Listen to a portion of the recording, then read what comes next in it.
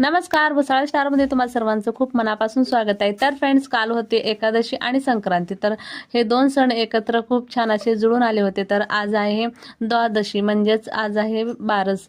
तर आज बारशीचा स्वयंपाक सगळा झालेला आहे. तर आज ठरला होता पुरणपोळीचा नैवेद्य. कसं आहे की काल आमच्याकडे सगळ्यांची मोठ्यांची एकादशी असते, तर त्यामुळे आम्ही काही गोडधोड काही केलं नव्हतं, कारण की देवाला नैवेद्यच चालत नाही, तर करून तरी काय फायदा. म्हणून आम्ही काही नाही केलं, फक्त उपवासाची खीर वगैरे करून दाखवली होती देवाला. आणि त्यानंतर छोट्यांच्या तर एकादशी नसते आमच्या. तर चला म्हटलं आज आपल्याला पुरणपोळीचा बेत करायचा. तर आज पुरणपोळी खूपच लवकर झालेली, म्हणजेच आज 10 वाजता तरी पुरणपोळीचा सगळा स्वयंपाक करून आवरून झालेला होता. आणि त्यानंतर इथे बघा आमचे कुंज आणि निकुंजना इथे नैवेद्य अर्पण करत आहे आमची दिदी. आणि त्यानंतर सगळ्या देवतांना नैवेद्य वगैरे दाखवलं आणि सगळ्यांना जेवण वगैरे वाढलं. कसं आहे की आधी घरचे सगळे जेवून एकदाचं समाधान झाले की मग आपल्याला सगळं काही काम करायला मोकळं. तर बघा त्यानंतर सगळं घरचं आवरून झालं आणि आम्ही लगेच केंद्रामध्ये आलो. कसं आहे की आज गुरुवार, कालची एकादश आणि आज गुरुवारचा उपवास.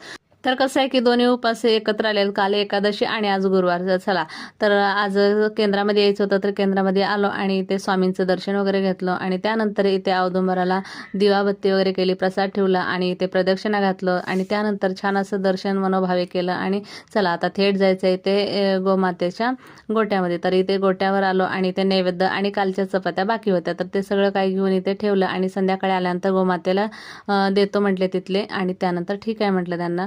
त्यानंतर इथे दत्तगुरू आणि भोलेनाथांचं दर्शन वगैरे घेतलं. आणि त्यानंतर साई मंदिरमध्ये पण आलो, तर साईबाबांचं सुद्धा इथे दर्शन वगैरे घेतलं. आणि छान असं थोडंसं मन प्रसन्न वाटत होतं. चला म्हटलं आता थोडंसं बसूया, मग लगेच निघायचं होतं घरी, कारण की आज उपवास म्हटल्यानंतर थोडंसं पोटाला पण बघायला पाहिजे. तर घरी आल्यानंतर वाजले 3 वाजल्यानंतर इथे घरी आले आणि गुरुचरित्र पारायण करायचं होतं. पण म्हटलं कालची एकादश आहे, तर आज थोडंसं ते फराळ करूया. दुपार झालेली आहे, तर थोडंसं साबुदाणा खिचडी बनवली आणि फराळ केलं. तर आता हे संध्याकाळी बघा मी गुरुचरित्र पारायण वाचलं. तर चला आजचा व्हिडिओ कसा वाटला कमेंटमध्ये सांगा. चला तर मग बाय बाय, थँक्यू.